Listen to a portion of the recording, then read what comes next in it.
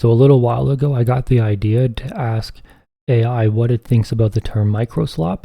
So I already asked Brave Ask this question, and I put its answers into this notepad file. Well, notepad plus plus, but either way. I also want to ask Google's AI in their browser, and then also Copilot. So I haven't done that yet. So I'm going to go through this, and then I'm going to ask those two. I'm especially interested to see what Copilot is going to say, because I would assume they would write something into it to make sure it always provides a biased answer, but I don't know. Maybe they didn't think that far ahead. I don't know.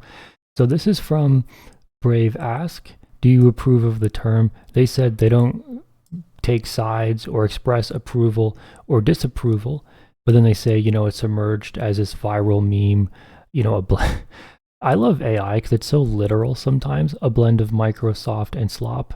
And then, people cite these reasons, intrusiveness, forced telemetry, performance issues, prioritization of AI hype over the user experience.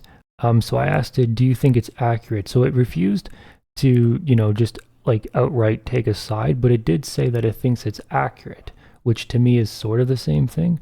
So it says, yes, the term microslop reflects a widespread and growing sentiment among users and IT professionals, making it symbolically accurate, not in terms of all the products, but in how its AI-driven strategy is being perceived.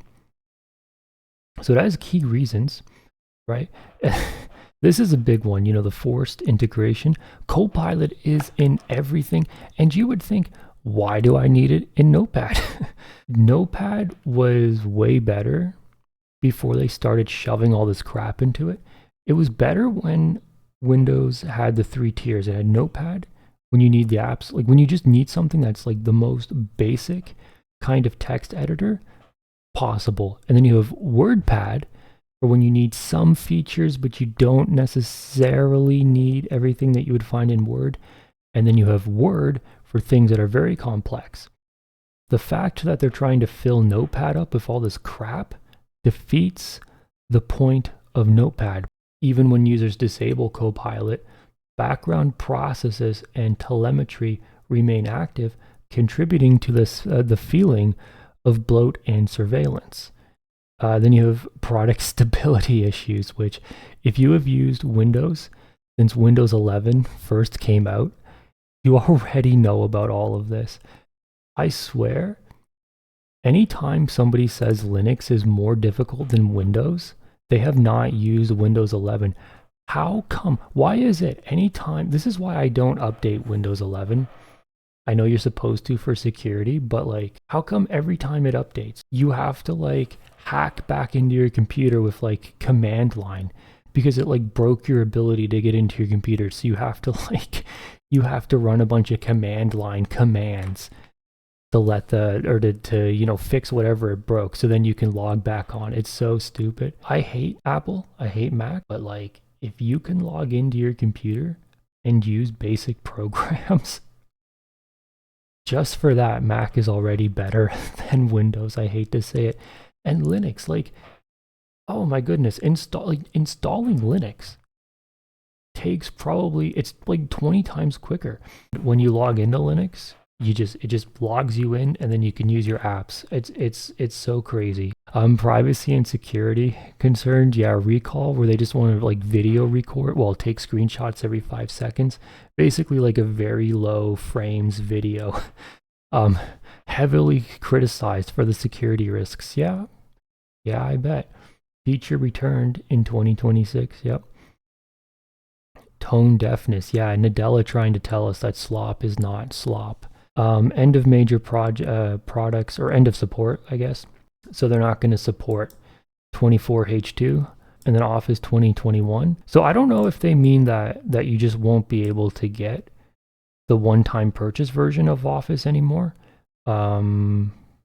Either way, because they say that this pushes users towards subscription models. So that might be what they mean. I guess part of it is to try to get you into using Microsoft 365, which is very AI, or very integrated with AI. But yeah, higher CPU and RAM usages due to AI agents, especially on older hardware. Everything in Windows is just so inefficient. Like the fact that they have Edge on your computer makes your computer slower, even if you don't use it. I asked it to elaborate, and some of this is just repeat. So Copilot frequently hallucinates. When Windows 11 came out, it was touted as this very like pro gaming operating system that was going to like, you know, give you more frames and a better gaming experience and whatever. Now all this stuff, you know, you're getting less frames.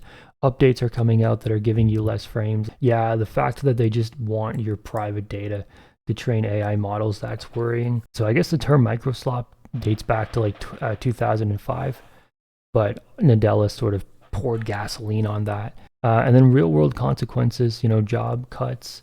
Job cuts are more because of shareholders and because Microsoft is very stupid. Like they just want to fire people regardless of AI, and then they try to like they take AI and they say, "Look, we're using AI to replace these jobs. Wow, AI is amazing." And then AI obviously can't do these jobs. AI is like the excuse that they use to make it seem okay, even though people don't like the excuse. Like if you say we fired people because LOL, well that sucks. If you say we fired people not because LOL, but because of AI, that still sucks. So, and then obviously people are pissed off about the shortages of DRAM and GPUs. Apparently there are some lawsuits Microsoft is facing. I don't know a lot about that. Okay, so let's ask Google. Let's see what it has to say. Hey, Google, what do you think about the term microslop?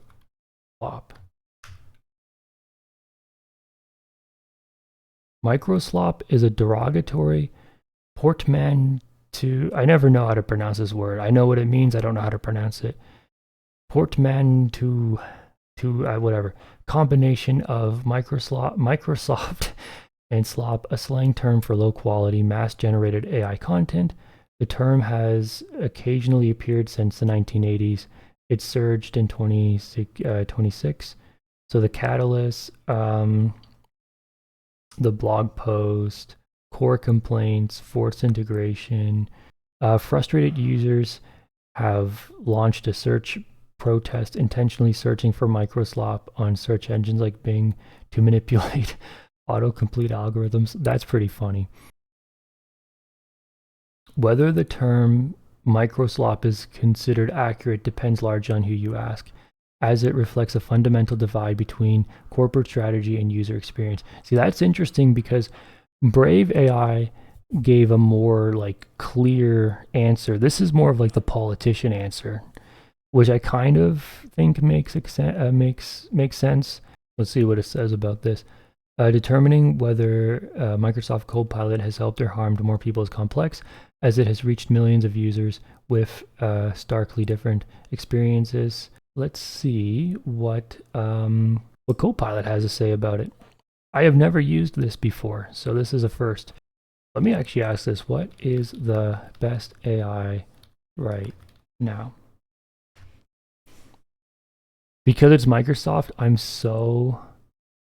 No, it doesn't even say itself. Like normally, like, you know, when you go to download Chrome from the Edge browser, Edge is like, no, don't download Chrome. Edge is better. This is actually saying there's no single best AI right now, but a few models. Where does it put itself? Because it has Chat GPT, it has Claude, has Gemini, and then GPT again, OpenAI, I guess. I like the confidence, and I will give you a straight, thoughtful answer. Is Copilot the best AI? Copilot is absolutely one of the top tier AI assistants, especially when it comes to productivity, real-time web grounding. I pull in fresh info instead of relying only on training data, contextual awareness, balanced reasoning, and safety. But here's the honest truth. Different AI models excel at different things. Okay, let me ask the main question now. Let's see what it says. Yes, I've heard it. Microslop is one of those internet nicknames people throw around when they're frustrated with Microsoft products or just trying to be edgy or funny. Every big tech company has its own version. Microsoft with a $, Amazon, Facebook, Google egg. I haven't really heard of these. What's interesting is why people use it. Usually it comes from annoyance, nostalgia for old tech rivalries, general anti-corporate humor, or just the internet being the internet. um, I don't take it personally. If anything, it's a reminder that people care enough to joke. Apathy is way worse than criticism. I will say this. Apathy is way worse than criticism, right? When you have and when people make a product and it gets criticized and they get really upset, sometimes it's like you need to remember people caring about your product enough to even take the time to criticize it is a lot better than people not caring and then they're just like they just won't talk about your product at all. But this is kind of funny, right? Like this is kind of I think more trying to minimize the term. Like Copilot is just saying, it's just people being, being goofy, right? These people is just trying to make some jokes. Doesn't really mean anything. Like Google gave like the very like safe answer, but Google was like, look, some people have real concerns. Some people love Copilot. So the people who have real concerns, yeah, they have real concerns. Other people don't. So it's accurate. It's an accurate term depending who you ask. Copilot is just like, people are just joking. They don't really mean anything by it. Microslop is definitely a real term people use online, but accurate is a stretch. It's more of a meme than a meaningful critique. So here's some of the bias I think I was expecting. Now we're kind of getting into it. I'm curious what angle you're thinking about. Did you hear someone use it recently, or are you just exploring the culture? Copilot is like, why are you asking this? I think that's funny. You're not imagining it when a Windows update breaks something as basic as Notepad. People get loud and nicknames like Microslop start flying around. It's kind of a collective eye roll, and honestly, I get why the sentiment pops up. Let me give you a grounded take without hand waving anything away. So it's a massive decades old ecosystem with all of this stuff, like legacy code or whatever. Tiny changes can ripple through. Most people never see issues, but when they do, it spreads online fast. Is a criticism fair? The frustration is fair. The nickname is more of a meme.